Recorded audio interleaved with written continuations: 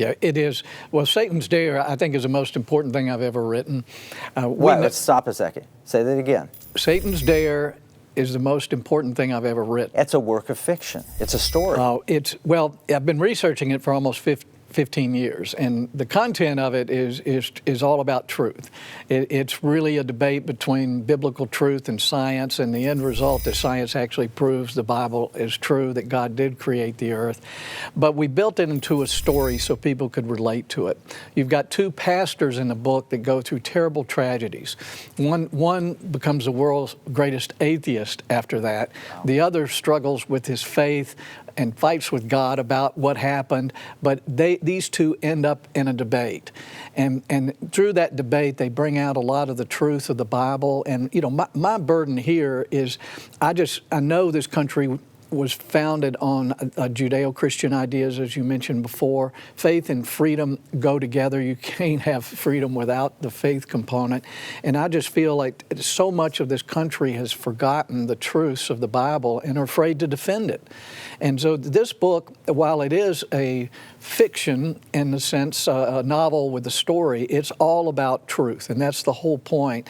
And people who've read it told me it did more to confirm their faith than anything they'd ever read. You know, Josh McDowell said there's more truth in it than just about any nonfiction he ever read. Wow. And Josh has been working on truth and evidence for his whole life. But what it proves is that statistics, science show that God had to create this earth and all the complexity related to it.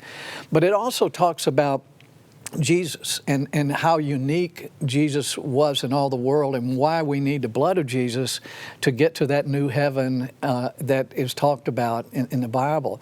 Because he's the only one who's ever lived in this world who had spiritual and physical blood. And the whole purpose of this life is God is going to unify the physical and the spiritual in this new heaven and earth.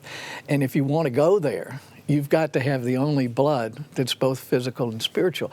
And that's just one of the concepts in the book that comes out through debate, and there's students and researching and looking at it at a Christian college. There's an atheist, there's a pastor, and you know, maybe a lot of traditional theologians will find some fault with some of the theories they come up with, but they're questions I've asked myself, and I want answers to them. And I just found this whole process of researching and writing it just gave me just tremendous confidence in the Bible and God, and that the Bible is true, and it's proved itself. But that's important because it doesn't matter if you've got a Christian church. What I've seen is they become as woke as the leftist politicians if they no longer teach the Bible as truth. Oh, no question. And so there is a bridge between Satan's dare, and by the way, the title came from the first chapter of Job, where Satan dares God to remove Job's blessing, saying, if you do, he'll curse you. And one of the theories of the book is that actually this battle in heaven we hear about is being fought by believers, that our prayers and worship while we're in this life is proving Satan wrong and answering Satan's dare. So I think people will find it maybe one of the most fascinating things they've ever read. They might not agree with all the theories the characters come up with, but the point is not necessarily to create a new theology. It's just to give people confidence in what is really true. Well, letting them see the questions being asked that they may have in their own hearts. We all have them, and we're afraid to ask them because we don't know if they're answers. Jesus wasn't afraid. Jesus welcomed questions. Yeah. He welcomed, and you're borrowing from Jesus because you're storytelling.